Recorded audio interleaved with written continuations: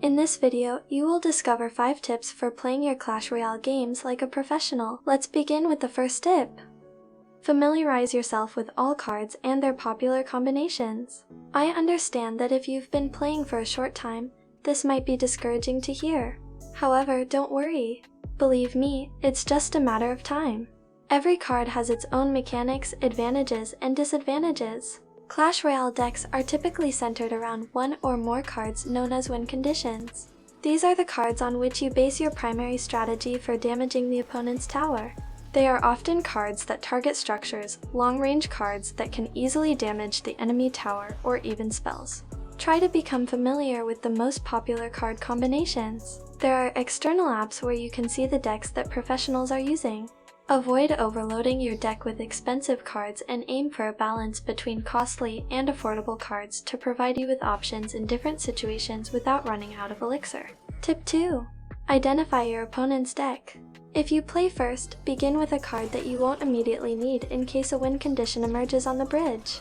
If you have a heavy deck, it's typically advisable to wait for your opponent to start deploying cards first. Often, by revealing a card, you can gain insight into the type of deck you're facing, giving you an advantage. The most crucial step at the outset is to identify the opponent's win conditions, spells, champions, and evolutions. Remember that when a champion is on the field, they can cycle their cards faster. Tip number 3. Manage your elixir wisely. Try not to waste drops of elixir and, to the extent possible, avoid spending all your elixir at once and then being unable to defend. The key is to learn how to defend with little and attack with much. Tip number 4. Control card rotation. Once you understand the opponent's deck, strive to comprehend how their card rotation works and locate their weak points. Remember to rotate your cards wisely to always have options available for both offense and defense. It's not always necessary to attack sometimes. It's better to let your opponent spend their elixir and seize the opportunity to counterattack. As a final tip, don't waste your spells. Use them prudently to effectively eliminate crucial opponent cards. Sometimes it's better to save the spell until the last moment and target as many units as possible.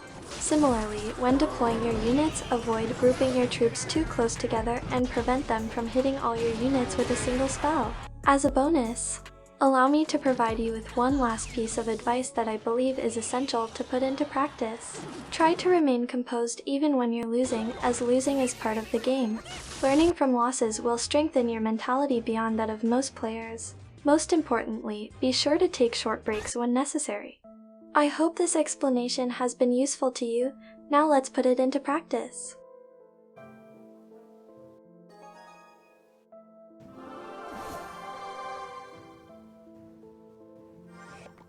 I don't like to waste any drops of elixir, so I am not afraid to start the game. And we see a magic archer appear. There are several possibilities, but maybe it is a minor deck. And suddenly, an electro giant. I didn't expect it. I try to press with enough elixir on the other side, using a combo that will be difficult to defend. He has spent almost all his elixir. I managed to defend my tower with the log, but the rival has not managed to defend his tower. Once we know the cards, and we have a deck that works for us after several test games, the next point is to identify the opponent's deck. In this case, the opponent did not know the deck we had and decided to go all out on the bridge, which is a serious mistake as we mentioned before. At this point, I will try to defend and always have my cannon in cycle.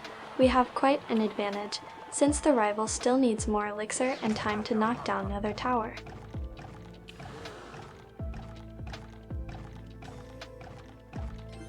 At this point in the game, my strategy is simple. Try to defend as many towers as possible and mislead the attacks with my hog, trying to do damage as well. The card I am most worried about is Magic Archer, so as long as I have enough elixir to be able to finish him off with Earthquake and Log, I can defend pretty comfortably.